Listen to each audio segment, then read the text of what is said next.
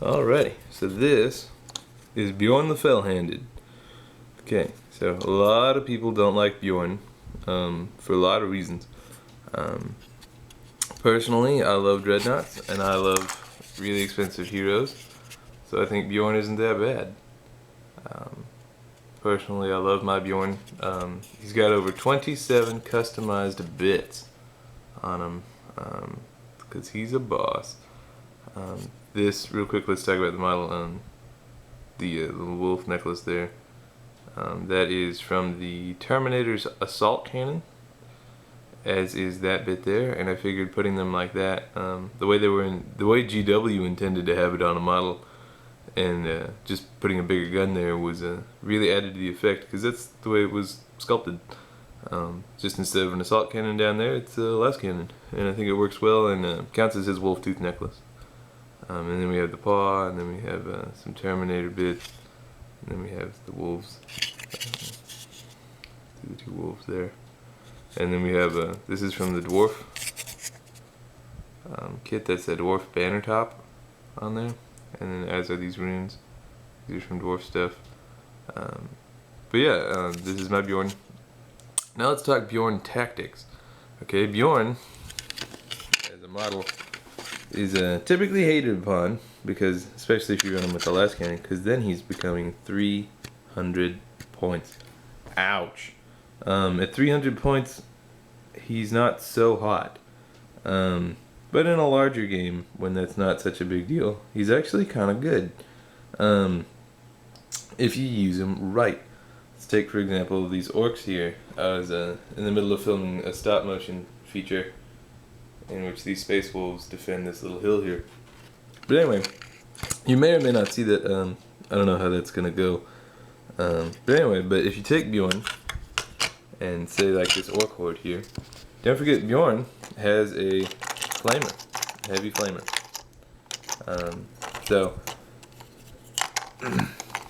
running him as such, if you run him with the assault cannon, you can do this a little bit better. But I have enough real anti-infantry here. But flame them, and you're probably gonna kill against like this horde here a good 4 or 5, maybe 6.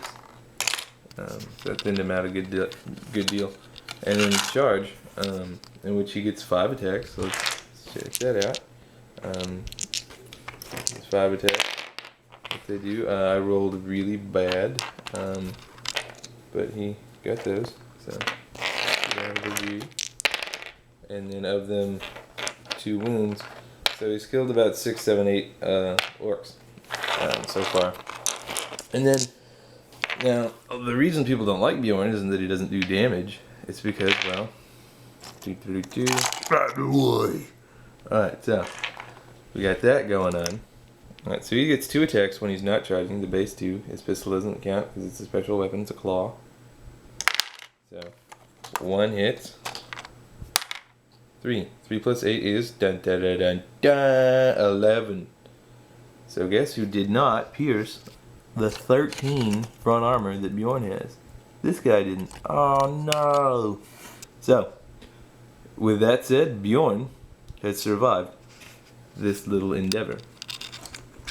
Now, it's not to say that Bjorn is good. Let's pit Bjorn up against something a little bit more potent, such as, see if we can't find, got this mess going on over here.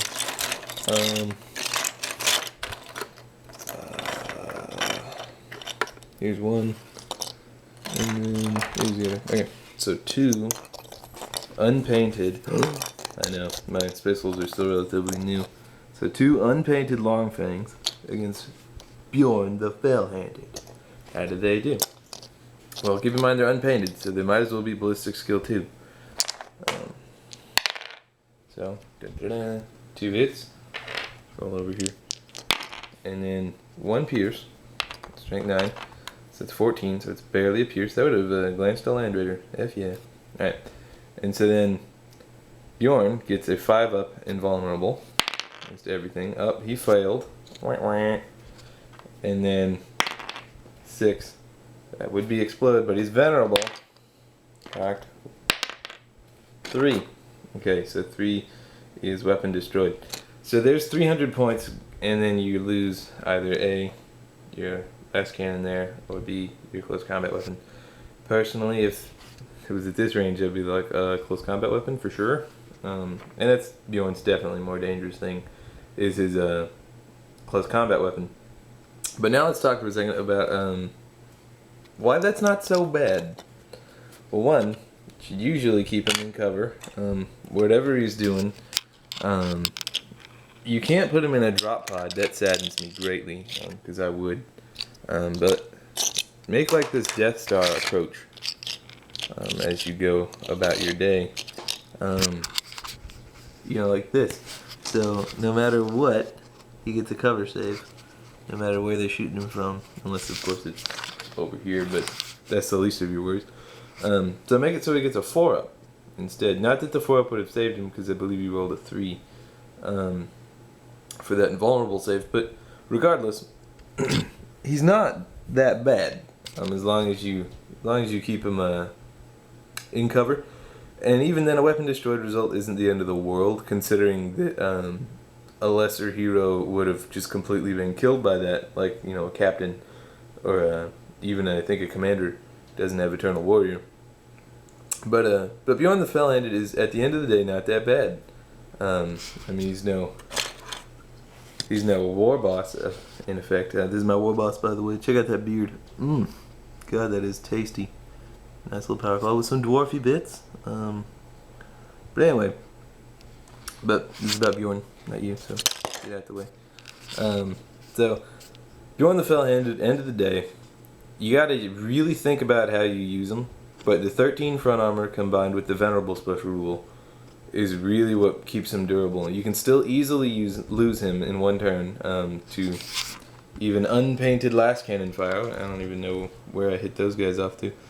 But even unpainted last cannon fire, you can easily lose him to. Oh, hey there. Which is sad, because they're just all like, long fangs, and then, you know, everybody's sad. But anyway, Bjorn the Fellhanded, end of the day, I like him a lot. Do I recommend fielding him? Hell no. If you want to field him, should you? Yes, because I'm a sucker for heroes, I'm a sucker for dreadnoughts, and I think that he's a damn cool character, especially with his fluff. He's got a ton of fluff if you find it. You really gotta look for it though. But that guy is so friggin' cool. Anyway, hope you enjoyed it, and yeah.